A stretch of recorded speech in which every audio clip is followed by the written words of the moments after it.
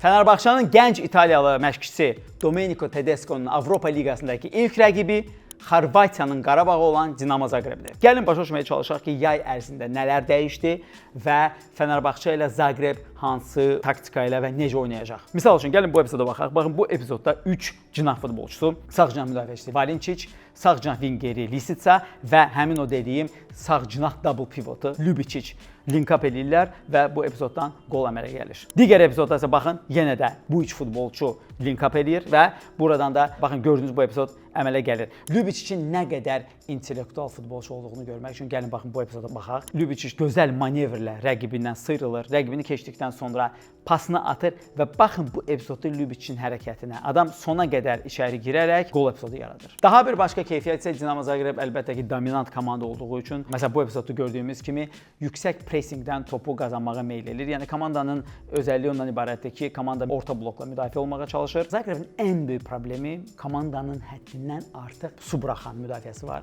Müdafiə təzyiqə həssasdır. Baxın bu epizodda Varazin ilk qolu necə vurur. Gördüyünüz kimi 4 müdafiəçi öz yerindədir, lakin onları yuxarıdan sığortalamalı olan dördlük ümumiyyətlə hər yerdədir, xaotik şəkildə, dağılmış şəkildədir və bu da əlbəttə ki, komandanın qapısına təhlükəli epizodu və qolla nəticələnir. Daha bir epizod isə Rijeka ilə maçlandı. Bu maçı 2-0 qazanmağına baxmayaraq, baxın bu epizod absurd epizoddur. Çünki Rijeka futbolçuları 2 dəfə qapı dirəyinə vururlar topu.